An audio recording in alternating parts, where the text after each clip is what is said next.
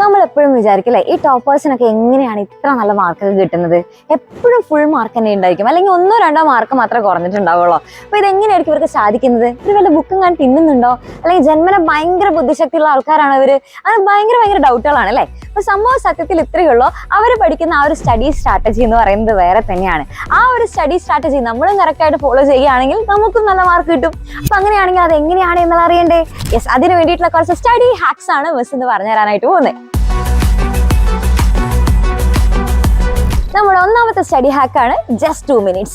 നമുക്ക് എപ്പോഴും പഠിക്കുക എന്ന് വെച്ച് കഴിഞ്ഞാൽ അത് തുടക്കം കിട്ടാനാണ് പ്രയാസം അല്ലേ? പഠിക്കാൻ ഇരിക്കുക എന്ന് വെച്ച് കഴിഞ്ഞാൽ ഭയങ്കര ബുദ്ധിമുട്ടാണ് അല്ലേ? ഒന്ന് തുടങ്ങി കെട്ടിക്കഴിഞ്ഞാൽ പിന്നെ അവിടെ അങ്ങോട്ട് പൊക്കോളും. അപ്പം നമ്മൾ ഇങ്ങനെ ആലോചിക്കുക, നമുക്ക് പഠിക്കാൻ ഭയങ്കര ബോറടിച്ചിരിക്കുന്ന സമയത്ത്, പഠിക്കാൻ തീരെ തോന്നുന്നില്ല എന്ന് തോന്നുന്ന സമയങ്ങളിൽ നമ്മൾ എന്ത് ചെയ്യുക? ജസ്റ്റ് 2 minute മാത്രമേ ഞാൻ പഠിക്കാൻ ഇരിക്കുന്നുള്ളൂ എന്ന് വിചാരിച്ച് എന്ത് ചെയ്യുക? സ്റ്റാർട്ടിങ് തന്നെ ജസ്റ്റ് ഒന്ന് തുടങ്ങി വയ്ക്കാം.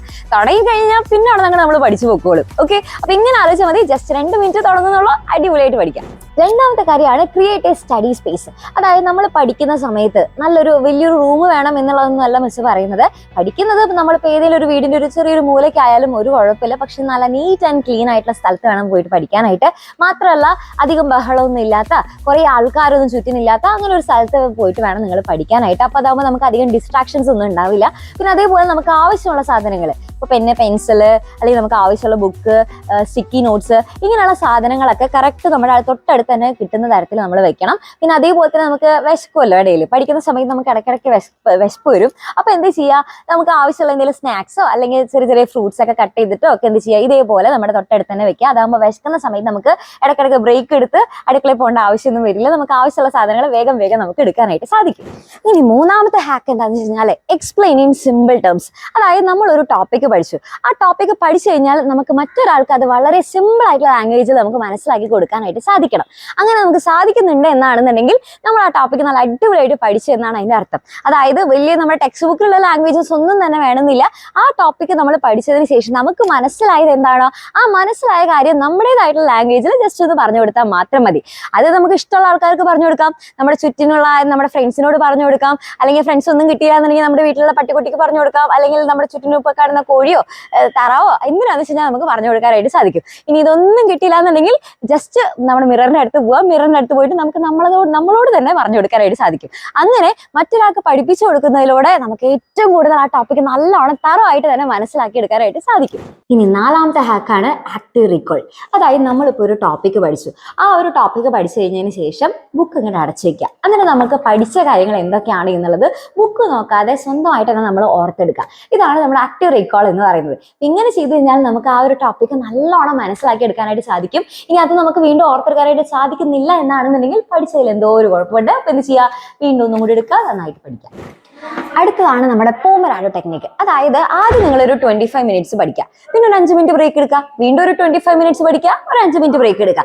ഇങ്ങനെ ഒരു 4 തവണ നിങ്ങൾ ചെയ്യുക. അങ്ങനെ 4 തവണ ചെയ്ത് കഴിഞ്ഞാൽ പിന്നെ ഒരു 45 to 50 minutes നിങ്ങൾക്ക് ബ്രേക്ക് എടുക്കാം. അപ്പോൾ ഇവിടെ ശ്രദ്ധിക്കേണ്ട കാര്യം എന്ന് വെച്ച് കഴിഞ്ഞാൽ ഇത് നമുക്ക് കുറേ കുട്ടികൾക്ക് അറിയാവുന്ന ഒരു ടെക്നിക്ക് ആയിരിക്കും. ഇത് കുറേ പേര് ചെയ്തുകൊണ്ടിരിക്കുന്ന ഒരു കാര്യമായിരിക്കും. പക്ഷേ ഇത് പലർക്കും ഫെയിലിയർ ആവാനുള്ള ഒരു കാരണം എന്താ വെച്ച് കഴിഞ്ഞാൽ ഈ കുട്ടി ബ്രേക്ക് എടുക്കുന്ന സമയത്ത് നേരെ പോയിട്ട് നമ്മൾ റീൽസ് ഒക്കെ കാണും, അല്ലെങ്കിൽ ഷോർട്സ് ഒക്കെ കാണും. അത് കണ്ട് കുറച്ചധികം സമയം അതിന് വേണ്ടിയിട്ട് മാറ്റി വയ്ക്കും. അങ്ങനെ ബ്രേക്ക് എന്നുള്ളത് ഒരു 5 minutes മാറിയിട്ട് കുറേ ആവുന്ന സമയത്ത് നമുക്ക് ഈ ഒരു മെത്തേഡ് ഫെയിലിയർ ആയിട്ട് പോകും.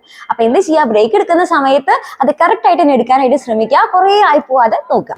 അടുത്ത നമ്മുടെ ഹാക്കാണ് give reward to yourself. നമ്മൾ എന്തെങ്കിലും ഒരു കാര്യം കഷ്ടപ്പെട്ടിട്ട് ചെയ്തിട്ട് മറ്റൊരാൾ നമ്മളെ എൻകറേജ് ചെയ്യുകയാണെന്നുണ്ടെങ്കിൽ നമുക്ക് ഭയങ്കര സന്തോഷമായിരിക്കും അല്ലേ?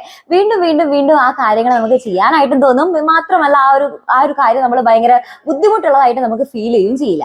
അതേപോലെ തന്നെയാണ് നമ്മുടെ പഠിത്തത്തിന്റെ കാര്യം. നമ്മുടെ പഠിത്തത്തിൽ നമ്മൾ എൻകറേജ് ചെയ്യാനായിട്ട് വേറൊരാളുടെ ആവശ്യമില്ല, നമ്മൾ തന്നെ മതി. അപ്പൊ നമ്മൾ എന്ത് ചെയ്യുക? ഓരോ ദിവസം ഒരു ടാർഗറ്റ് വെക്കുക. ഈ ദിവസം ഞാൻ ഇത്ര ടോപ്പിക്സ് പഠിച്ചു തീർക്കും, അല്ലെങ്കിൽ ഈ സബ്ജക്റ്റിൽ ഈ ചാപ്റ്റർ ഞാൻ പഠിച്ചു തീർക്കും എന്ന് നമ്മൾ വിചാരിച്ചു കഴിഞ്ഞിട്ട് ആ ഒരു ചാപ്റ്റർ നമുക്ക് പഠിച്ചു തീർക്കാനായിട്ട് സാധിച്ചു എന്നാണെന്നുണ്ടെങ്കിൽ നമ്മൾ എന്ത് ചെയ്യുക? നമുക്ക് തന്നെ റിവാർഡ് കൊടുക്കുക. അപ്പൊ അങ്ങനെ ചെയ്യുകയാണെന്നുണ്ടെങ്കിൽ നമുക്ക് പഠിത്തം ഭയങ്കര വാശിയോടുകൂടെ നമുക്ക് പഠിച്ചെടുക്കാനും സാധിക്കും. മാത്രമല്ല അതൊരു ഭയങ്കര ബുദ്ധിമുട്ടായിട്ടോ അല്ലെങ്കിൽ ബേർഡൻ ആയിട്ടോ നമുക്ക് ഫീൽ ചെയ്യുകയും ചെയ്യില്ല. അപ്പൊ നിങ്ങൾക്ക് ഇഷ്ടമുള്ള റിവാർഡൊക്കെ കൊടുക്കാം. മിസ്സാണെന്നുണ്ടെങ്കിൽ മിസ് പഠിച്ചുകൊണ്ടിരിക്കുന്ന സമയത്തിൽ മിസ്സിന് ഫുഡ് ഐറ്റംസ് ആയിരുന്നു ഭയങ്കര ഇഷ്ടമായിരുന്നു. അപ്പൊ അതുകൊണ്ട് മിസ് എന്ത് ചെയ്യും, ഓരോ ടോപ്പിക്ക് നമ്മൾ വിചാരിച്ച ആ ടോപ്പിക്കുകളൊക്കെ മിസ് കവർ ചെയ്യാനായിട്ട് സാധിച്ചിട്ടുണ്ടെന്നുണ്ടെങ്കിൽ നേരെ എന്ത് ചെയ്യും, നമുക്ക് ഇഷ്ടമുള്ള ഫുഡ് ഐറ്റംസ് ഒക്കെ കഴിക്കാം. അപ്പൊ ഇതേപോലെ നിങ്ങൾക്ക് ഇഷ്ടമുള്ള റിവാർഡ്സ് ഒക്കെ നിങ്ങൾക്ക് തന്നെ സ്വന്തമായിട്ട് തന്നെ കൊടുക്കാനായിട്ട് സാധിക്കും. അടുത്ത നമ്മുടെ ഹാക്കാണ് സ്റ്റാർട്ട് വിത്ത് സിമ്പിൾ സബ്ജക്ട്.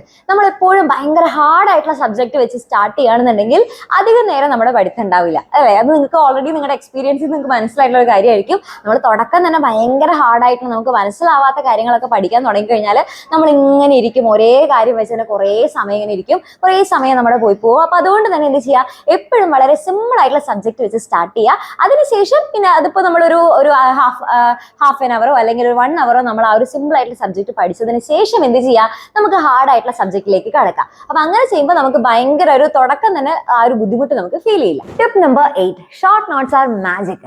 നമ്മളിപ്പോൾ തന്നെ ഓരോ ചാപ്റ്റർ പഠിക്കുന്നതിന്റെ ഒപ്പം തന്നെ അതിന്റെ ഷോർട്ട് നോട്ട്സ് കൊണ്ട് ഉണ്ടാക്കി പോവുക. ഈ ഷോർട്ട് നോട്ട്സ് ഉണ്ടാക്കുമ്പോൾ നിങ്ങൾ പ്രത്യേകം ശ്രദ്ധിക്കണം, ഒരിക്കലും വലിച്ചു വാരി കുറേ എഴുതരുത്. ഓരോ ടോപ്പിക്കിലെ ആ ടോപ്പിക്കിന്റെ ഹെഡിങ് എഴുതുക, അതേപോലെ തന്നെ അതിന്റെ അടിയിലുള്ള കണ്ടന്റ് എന്താണോ അത് വളരെ ഷോർട്ട് ആയിട്ട് ചെറിയ ചെറിയ പോയിന്റ്സ് ഒക്കെ ആയിട്ട് നിങ്ങൾ അതിൽ എഴുതുക. അപ്പൊ അങ്ങനെ എഴുതി കഴിഞ്ഞാൽ നിങ്ങൾക്ക് ഈ ഷോർട്ട് നോട്ട്സിന്റെ മാജിക് ശരിക്കും പറഞ്ഞാൽ നമുക്ക് മനസ്സിലാവുന്നത് ഇപ്പോഴല്ല, നമ്മുടെ പരീക്ഷയുടെ സമയമാകുമ്പോഴാണ്. ആ സമയത്ത് നമുക്ക് നല്ലോണം യൂസ്ഫുൾ ആയിരിക്കും. മാത്രമല്ല ഷോർട്ട് നോട്ട്സ് ഉണ്ടാക്കി കഴിഞ്ഞാൽ അത് അതേപടി മാറ്റി വെച്ച് പോകരുത്, ഒരിക്കലും തുറന്നു നോക്കാതെ ഇരിക്കരുത്. ഇടയ്ക്കിടയ്ക്ക് അത് എടുത്ത് റിവൈസ് ചെയ്യണം. അപ്പൊ മാത്രമേ നമുക്കത് കറക്റ്റ് ആയിട്ട് നമുക്ക് നല്ല യൂസ്ഫുൾ ആകാനായിട്ട് സാധിക്കുള്ളൂ. Tip number 9, revision and PYQs. എപ്പോഴും പ്രീവിയസ് ഇയർ ക്വസ്റ്റ്യൻസ് എന്ന് പറയുന്നത് നമ്മുടെ എക്സാമിന് വളരെയധികം ഹെൽപ്പ് ചെയ്യുന്ന ഒരു കാര്യമാണ്. ഏകദേശം നമുക്ക് നമ്മുടെ ക്വസ്റ്റ്യൻ പേപ്പേഴ്സ് ഒക്കെ എടുത്ത് നോക്കുകയാണെങ്കിൽ പ്രീവിയസ് ഇയർ ക്വസ്റ്റ്യൻസ് സെയിം തന്നെയോ അല്ലെങ്കിൽ അതിന്റെ ഏകദേശം ഒരു സെയിം പാറ്റേണിലോ ആയിരിക്കും നമ്മുടെ ക്വസ്റ്റ്യൻസ് ചോദിക്കുന്നുണ്ടാവുക. പക്ഷെ ഇപ്പോഴത്തെ നമ്മുടെ ഒരു ക്വസ്റ്റ്യൻ പേപ്പറിൽ ചെറിയൊരു വ്യത്യാസം ഉണ്ട്. കാരണം കുറച്ച് അത്യാവശ്യം നല്ല സ്റ്റാൻഡേർഡ് ലെവലിലുള്ള ക്വസ്റ്റ്യൻ പേപ്പേഴ്സ് ആണ് വരുന്നത്. പക്ഷെ എന്നിരുന്നാലും നമുക്ക് ഏകദേശം ഒരു സിമിലർ പാറ്റേൺസ് നമുക്ക് ആ ഒരു ക്വസ്റ്റ്യൻ പേപ്പറിൽ നമുക്ക് കാണാനായിട്ട് സാധിക്കും. അപ്പൊ എപ്പോഴും നിങ്ങൾ ഓരോ ചാപ്റ്റർ പഠിച്ചു കഴിഞ്ഞാൽ അതിന്റെ ഒപ്പം തന്നെ അതിന്റെ പ്രീവിയസ് ഇയർ ക്വസ്റ്റ്യൻസും കൂടെ ചെയ്തു പോവുക. ഇനി പ്രീവിയസ് ഇയർ ക്വസ്റ്റ്യൻസ് ഇല്ലാത്ത ചില ക്ലാസ്സുകൾ ഉണ്ട് അല്ലേ, അതായത് പുതിയ സിലബസ് ആയിട്ടുള്ള ക്ലാസ്സുകൾ. അപ്പൊ അങ്ങനെയുള്ള ക്ലാസ്സുകളാണെന്നുണ്ടെങ്കിൽ നിങ്ങൾ ചെയ്യേണ്ട കാര്യം എന്ന് വെച്ചാൽ മോർ ക്വസ്റ്റ്യൻസ് പ്രാക്ടീസ് ചെയ്യുക. അതായത് എത്രത്തോളം ക്വസ്റ്റ്യൻസ് പ്രാക്ടീസ് ചെയ്യുന്നു അത്രത്തോളം നിങ്ങൾക്ക് ആ ഒരു ചാപ്റ്റർ നന്നായിട്ട് മനസ്സിലാക്കി എടുക്കാനായിട്ട് സാധിക്കും. അപ്പോൾ ഈ ക്വസ്റ്റ്യൻസും അതേപോലെ പ്രീവിയസ് ഇയർ ക്വസ്റ്റ്യൻസ് ഒക്കെ എവിടുന്ന കിട്ടുക എന്ന് ആലോചിച്ചിട്ട് ഒരിക്കലും ടെൻഷൻ അടിക്കേണ്ട ആവശ്യമില്ല. ഇതെല്ലാം നമ്മുടെ ബാച്ചിൽ നിങ്ങൾക്ക് അവൈലബിൾ ആണ്. ജസ്റ്റ് നിങ്ങൾക്ക് ഈ താഴെ കാണുന്ന നമ്പറിൽ ജസ്റ്റ് ഒന്ന് കോൺടാക്ട് ചെയ്യേണ്ട ആവശ്യമുള്ള എല്ലാതും കിട്ടും. പ്രീവിയസ് ഇയർ ക്വസ്റ്റ്യൻസും ബാക്കിയുള്ള ക്ലാസ്സുകളും എല്ലാം നിങ്ങൾക്ക് റിവിഷനും മോഡൽ എക്സാംസും ഒക്കെ നിങ്ങൾക്ക് അടിപൊളിയായിട്ട് നിങ്ങൾക്ക് കറക്റ്റ് ആയിട്ട് തന്നെ കിട്ടുന്നതായിരിക്കും. ഇനി റിവിഷന്റെ കാര്യം, ഈ റിവിഷൻ വളരെയധികം ഇമ്പോർട്ടന്റ് ആണ്. കുറേ ചാപ്റ്റേഴ്സ് നമുക്ക് ഇപ്പോൾ പെൻഡിങ് ആയിട്ടുണ്ടാവും അല്ലേ. അപ്പൊ ഈ പെൻഡിങ് ആയിട്ടുള്ള ചാപ്റ്റേഴ്സ് ഒക്കെ നിങ്ങൾ എന്ത് ചെയ്യുക, ഓരോ ദിവസം ഒരു 1 അവർ അതിനു വേണ്ടി മാറ്റി വെക്കുക. അങ്ങനെ നമ്മൾ ഓരോ ദിവസം 1 അവറിൽ നമുക്ക് ഈ പെൻഡിങ് ആയിട്ടുള്ള ചാപ്റ്റേഴ്സ് ഒക്കെ പഠിച്ചു തീർക്കുക. കാരണം ഇത് എന്തുകൊണ്ടാണ് ഇങ്ങനെ പറയാൻ കാരണം വെച്ചാൽ നമുക്ക് ഒരിക്കലും ഹോളിഡേയ്സിൽ പഠിക്കാം എന്ന് പറഞ്ഞിട്ട് മാറ്റി വെക്കാനായിട്ട് സാധിക്കില്ല.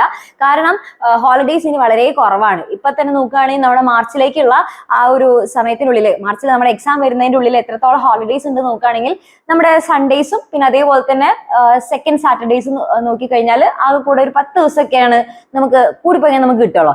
ഇതിൽ നമുക്ക് ബാക്കി എല്ലാ ദിവസവും വർക്കിംഗ് ഡേയ്സ് ആണ് വരുന്നത്. ഈവൻ നമ്മുടെ റിപ്പബ്ലിക് ഡേ വരുന്നത് വരെ ഒരു സൺഡേ ആണ്. അപ്പൊ അതുകൊണ്ട് തന്നെ നമുക്ക് അധികം ഹോളിഡേയ്സ് ഒന്നും ഇല്ല. അപ്പൊ ഓരോ ദിവസം എന്ത് ചെയ്യുക, ഓരോ ദിവസം ഒരു 1 അവർ നമുക്ക് ഇതുവരെ പഠിക്കാതെ പെൻഡിങ് ആയിട്ട് കിടക്കുന്ന പോർഷൻസിനൊക്കെ വേണ്ടിയിട്ട് മാറ്റി വെക്കാം. ഓക്കെ, പിന്നെ അതേപോലെ ഓരോ വീക്കിലും പഠിച്ച കാര്യങ്ങൾ അതേ വീക്കെൻഡിൽ തന്നെ കറക്റ്റ് ആയിട്ട് തന്നെ റിവൈസ് ചെയ്തു പോവുക.